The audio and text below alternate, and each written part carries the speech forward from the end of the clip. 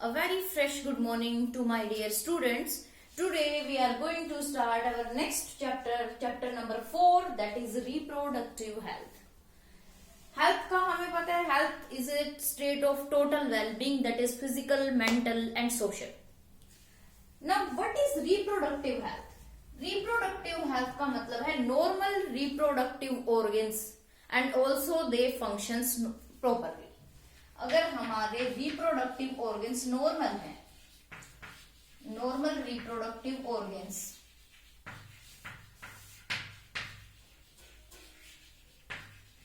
And their functions,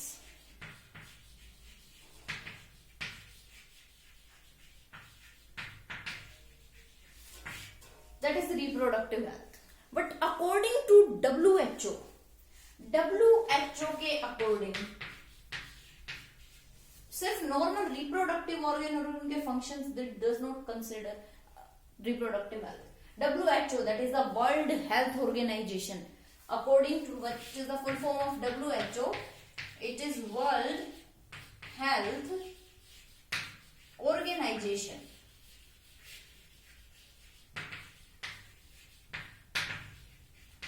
According to the WHO, reproductive health means health or well-being in all aspects of reproduction, that is emotional, physical, behavioral,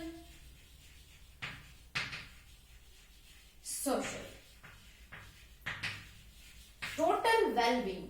Reproductive, according to WHO, reproductive health is total well-being of reproductive organs, or reproductive health is the total well-being of reproduction related to emotional. इसमें सारी चीजें consider करेंगे, emotional factor, physical factors, behavioural factor, social factor.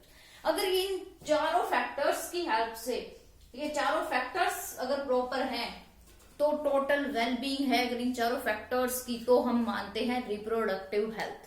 अब reproductive health को भी study, reproduction के बारे में स्टडी कर चुके हैं, तो रिप्रोडक्टिव हेल्थ के बारे में भी हम बात करेंगे.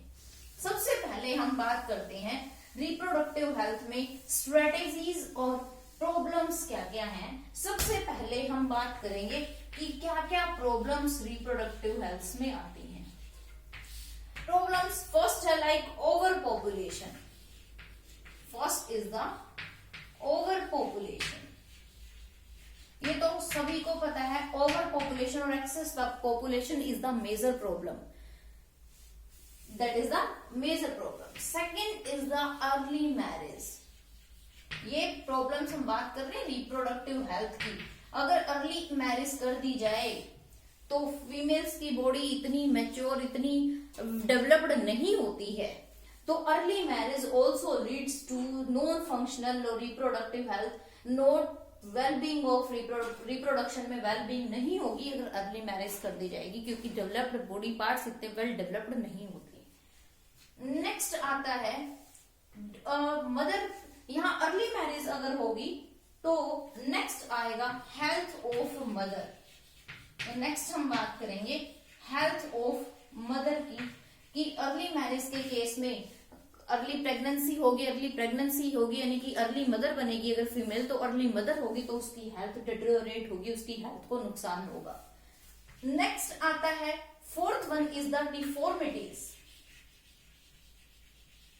जो अर्ली मदर होती हैं, अर्ली एज ग्रुप में जिसकी मैरिज कर दी जाती है, वो जल्दी मदर बनती हैं, तो उनके जो चिल्ड्रंस होते हैं उनके अंदर डिफॉर्मिटीज, उनके अंदर डिसऑर्डर्स भी ज्यादा होते हैं. Next is the fifth one is the maternal mortality rate, maternal and infant mortality rate.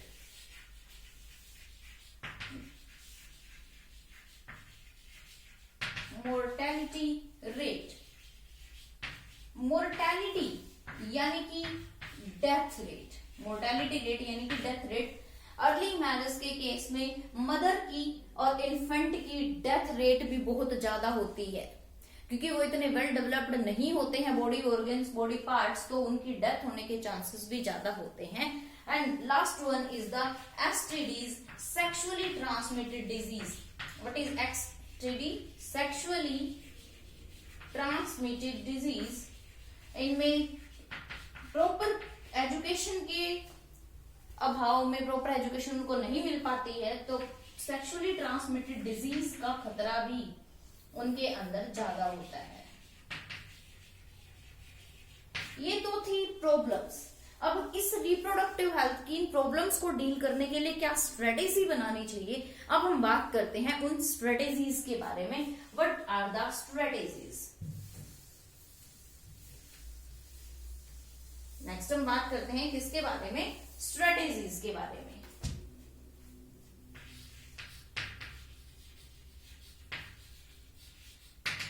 अब देखते हैं कौन कौन सी स्ट्रेटेजीज हमारी है। सबसे पहले आती है हमारी family planning programmes. First one is the family planning programme. Second one is the awareness about reproduction.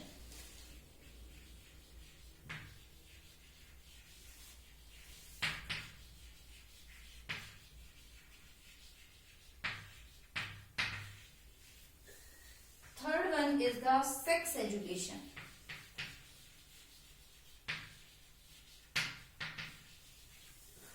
Fourth one is the knowledge of growth of reproductive organs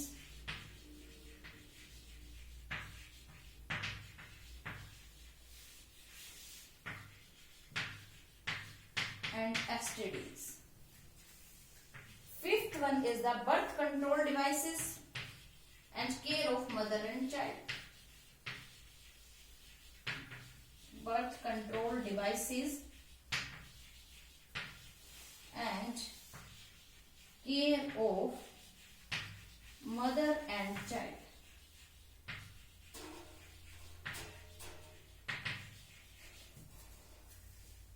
Sixth is the prevention of sex abuse and sex related crime. Prevention of sex abuse and sex related crimes.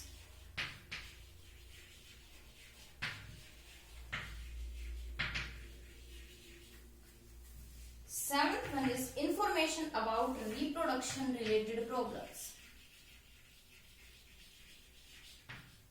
Information about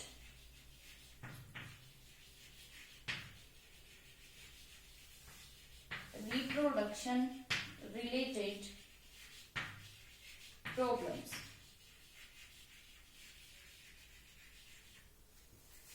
Eighth one is the research in reproductive health care.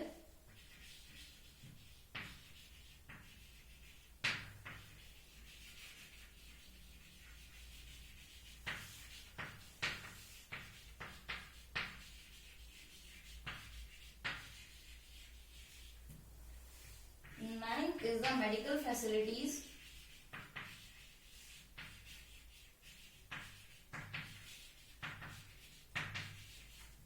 And 10th one is the amniocentesis.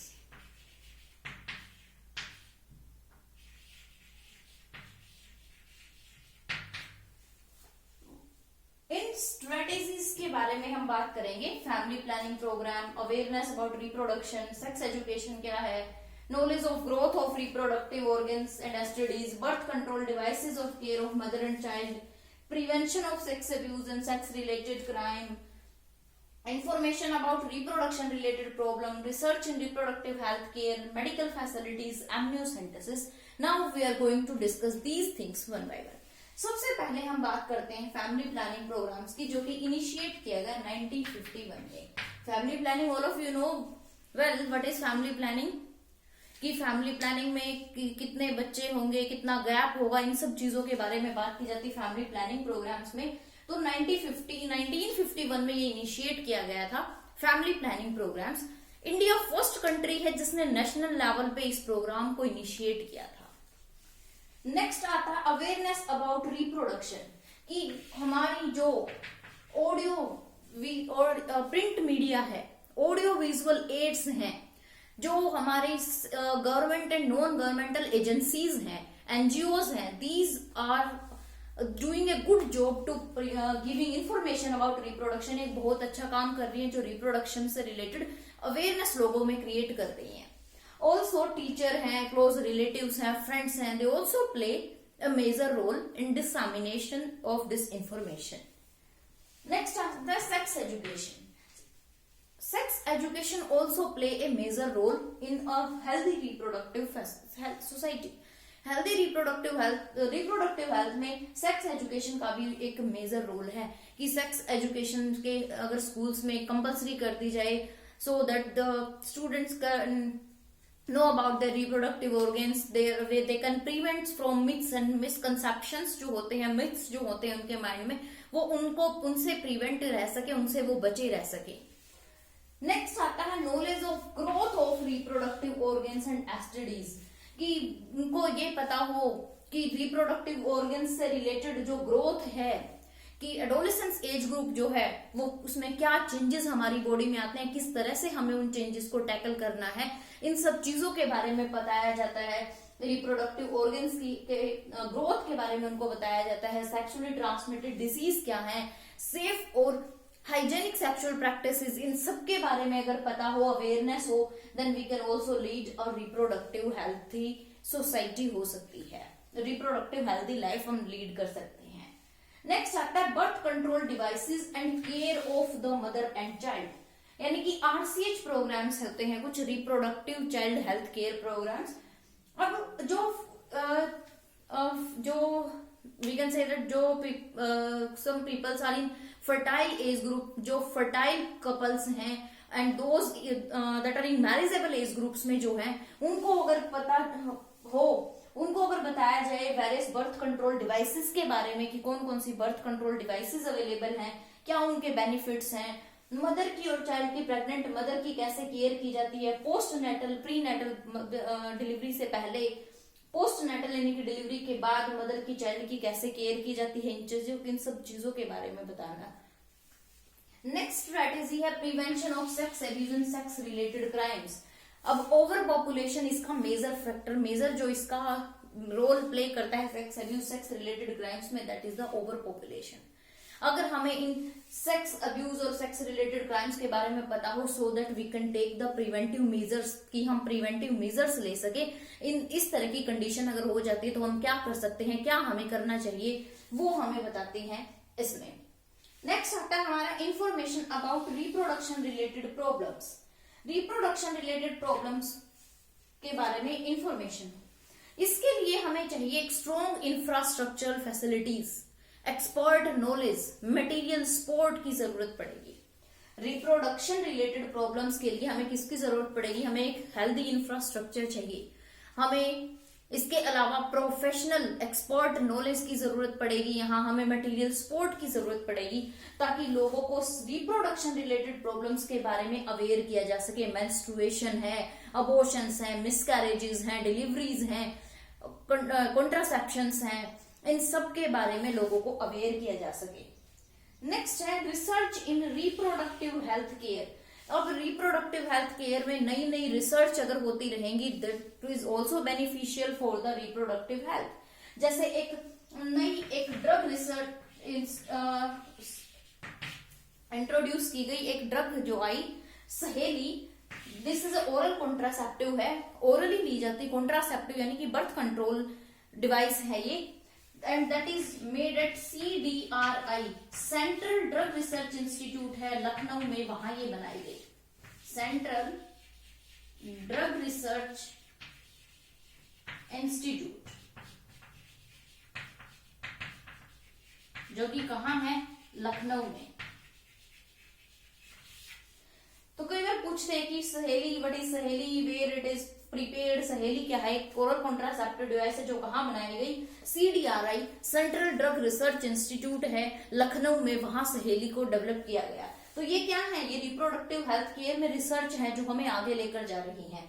Medical facilities, अगर हम medical facilities provide करें, delivery जो medical assisted deliveries हो, घर में deliveries की वजह medical assisted deliveries हो, pre natal post natal care, mother की ब्रेस्ट फीडिंग की इंपॉर्टेंस पता हो, इक्वल चांसेस इक्वालिटी हो मेल एंड फीमेल्स दोनों में, तो इन सब चीजों ये सब चीजें आती है, मेडिकल फैसिलिटीज हमें इन सब चीजों के लिए प्रोवाइड करें। नेक्स्ट आता है एमनियोसेंटेसिस। एमनियोसेंटेसिस में क्या है, इस सबको मैं रेस कर रही हूँ, उसके बाद मैं आपको बताती हूँ एमनियोसेंटेसिस। हम जब बात कर रहे थे फॉर एक्स्ट्रा एम्ब्रियोनिक मेम्ब्रेन्स की, तो उन एक्स्ट्रा एम्ब्रियोनिक मेम्ब्रेन्स में there is one membrane that is amnion. आपको ध्यान होगा उन एक्स्ट्रा एम्ब्रियोनिक मेम्ब्रेन्स में एक मेम्ब्रेन थी एमनियोन। जिस तरह से ये अगर इस तरह से फिटस है तो तुम्हें ध्यान हो तो यहाँ जो है इसके बाहर एक मेम्ब्रेन प्रेजेंट थी जिसको हम बोलते हैं एमनियोन। और मैंने तुम्हें बताया है, I told you that in this amniotic fluid is present. इसके अंदर एमनियोटिक फ्लूइड प्रेजेंट होता है। हम बात कर रहे हैं एमनियोसेंटेसिस की, that is also a strategy, amniocentesis. अब एमनियोसेंटेसिस में क्या, मैंने ये भी बताया था कि इसके अंदर कुछ फीटल सेल्स भी प्रेजेंट होते हैं। In this amniocentesis with the help of the syringe की हेल्प से मदर के इस एमनियोटिक सैक से फ्लूइड को लिया जाता है, उसको कल्चर किया जाता है। किसके लिए, ताकि कहीं उसको कल्चरिंग की जाती है कि कहीं इस फीटस के अंदर कोई डिफॉर्मिटीज, कोई क्रोमोसोमल डिसऑर्डर्स तो नहीं है। उन सबको चेक करने के लिए क्या किया जाता है, ये एमनियोसेंटेसिस टेक्निक यूज की जाती है। फीटल के अंदर कोई एबनॉर्मेलिटीज, कोई डिफॉर्मिटीज, उसके अंदर कोई क्रोमोसोमल एबनॉर्मेलिटी है, कोई मेंटली कोई प्रॉब्लम है, फिजिकली कोई प्रॉब्लम है, इन चीजों के लिए उसको टेस्ट किया जाता है। That test is amniocentesis. Amnio क्योंकि ये एमनियोन से फ्लूइड लिया जाता है। लेकिन now there is a ban on this amniocentesis. अब इस पे बैन है because this is used for the sex determination, क्योंकि अब इसको सेक्स डिटर्मिनेशन के लिए यूज करते हैं कि whether the foetus is male और द फीमेल, इसीलिए इस पे बैन है। कई बार पूछ लेते कि why, what is amniocentesis, why there is statutory ban on it, ठीक है, एमनियोसेंटेसिस क्या है, इसके ऊपर बैन क्यों है। क्लियर हुआ बेटा, ये थी हमारी स्ट्रेटेजी रिप्रोडक्शन। इन स्ट्रेटेजीज की हेल्प से we can lead to a healthy reproductive life, हम एक हेल्दी रिप्रोडक्टिव लाइफ जी सकते हैं। नेक्स्ट टॉपिक हमारा इस रिप्रोडक्टिव हेल्थ में आता है पॉपुलेशन एक्सप्लोजन। अब जितना इंफ्रास्ट्रक्चर स्ट्रॉन्ग होगा, जितनी मेडिकल फैसिलिटीज बढ़ेगी, जितनी डेवलपमेंट होगी, उतनी ही पॉपुलेशन की ग्रोथ भी होगी। अब जितनी मेडिकल फैसिलिटीज बनती है, इंफ्रास्ट्रक्चर हमारा बढ़ता है, जितना हमारा इस एग्रीकल्चर के फील्ड में प्रोडक्शन जितनी इंक्रीज हो रही है, तो ओवरऑल क्या हो रहा है कि हमारी पॉपुलेशन जो है that is growing very speedy. बहुत स्पीड से हमारी पॉपुलेशन जो है वो ग्रो कर रही है। 1950 में इस पूरे वर्ल्ड की पॉपुलेशन जो है वो थी 2 बिलियन और 2000 में इट क्रॉसेस 6 बिलियन, ये 6 बिलियन क्रॉस कर गई। ऐसा सिर्फ वर्ल्ड में नहीं है, but similar trend is observed in India also. Like same trend जो है वो इंडिया में भी ऑब्जर्व किया गया है। हमारी पॉपुलेशन हमारी इंडिपेंडेंस के टाइम पर 350 मिलियन थी 350 million, which closed up to 1 billion, close up to 1 billion in 2000 में वो 1 बिलियन तक पहुंच गई। और मई 2000 की अगर हम बात करें तो ये जो पॉपुलेशन है वो 1 बिलियन क्रॉस 1 बिलियन, ये 1 बिलियन को भी क्रॉस कर गई। हमारे अब क्यों इतनी पॉपुलेशन बढ़ती जा रही है, क्योंकि मेडिकल फैसिलिटीज बहुत है, मेडिकल फैसिलिटीज मिल रही है लोगों को, तो वो मर नहीं रहे हैं। अगर कोई किसी को डिजीज है तो वो ट्रीटमेंट उसको मिल रहा है। वही मैंने बात की maternal mortality rate, infant mortality rate, पहले मेडिकल फैसिलिटीज की वजह से जो मदर की और फिटस इन्फेंट की डेथ हो जाती थी डिलीवरीज के टाइम, प्रॉपर केयर ना मिल पाने की वजह से, प्रॉपर मेडिकल फैसिलिटीज ना हो पाने की वजह से अब ये फैसिलिटीज हमारे पास है, तो इनका मदर का और इन्फेंट का डेथ रेट भी इंक्रीज होता जा रहा है, सॉरी डेथ रेट कम हो रहा है। दूसरा जो रिप्रोडक्टिव एज ग्रुप में है वो भी ज्यादा है। Also there are more people in reproductive age groups. Reproductive age groups में भी जो लोग हैं वो ज्यादा लोग हैं जो रिप्रोडक्टिव एज ग्रुप्स में हैं। क्लियर हुआ? ये सब चीजें समझ आई। अब इन्हीं की वजह से हमारी पॉपुलेशन इतनी स्पीड से इंक्रीज होती जा रही है कि मेडिकल फैसिलिटीज इंप्रूव होती जा रही है। अगर हम जो ट्रेंड है 1.7% पॉपुलेशन हमारी इंक्रीज होती जा रही है, यानी कि 17 पर 1000 पर इंडिविजुअल। और एक कहते हैं कि अगर इसी स्पीड से हमारी पॉपुलेशन इंक्रीज होती रही तो इन 33 इयर्स में जो पॉपुलेशन है वो डबल हो जाएगी। पॉपुलेशन क्या हो जाएगी? इसी स्पीड से इंक्रीज होती रही तो नेक्स्ट 33 इयर्स में पॉपुलेशन डबल्स। और if it happen then there is the scarcity of even basic requirement. तो जो बेसिक रिक्वायरमेंट हम बोलते हैं ना, food, shelter, clothes, 3 basic requirements की बात करते हैं ना, रोटी, कपड़ा, मकान। अगर इसी स्पीड से पॉपुलेशन बढ़ती रही तो इन 3 बेसिक रिक्वायरमेंट्स जो हैं इनकी भी क्या हो जाएगी? इनकी भी शॉर्टेज आ जाएगी, इनकी भी स्कैरसिटी हो जाएगी। So our government has to force to take up some measures against it. तो हमारी गवर्नमेंट को कुछ मेजर्स फोर्स करने पड़ेंगे, कुछ चेक्स करने पड़ेंगे, लगाने पड़ेंगे इस पॉपुलेशन को कंट्रोल करने के लिए। बर्थ कंट्रोल मेथड्स या reproductive child health care programmes हैं, उनकी हेल्प से हम पॉपुलेशन की ग्रोथ को कम कर सकते हैं, but only up to marginal, लेकिन बहुत कम। क्लियर?